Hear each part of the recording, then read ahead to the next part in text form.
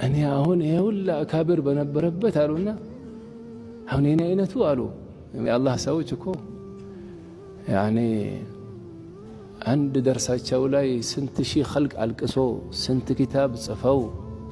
ስንት ሰላት ሰግደው ስንት ኸይራት ሰርተው ምን ይላሉ ተደብቀው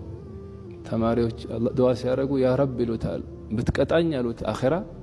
ከተማሪዎች ደብቀህ ቀጣኝ አሉ ለምን ስለ አንተ ረህማ ነግረውን አላህ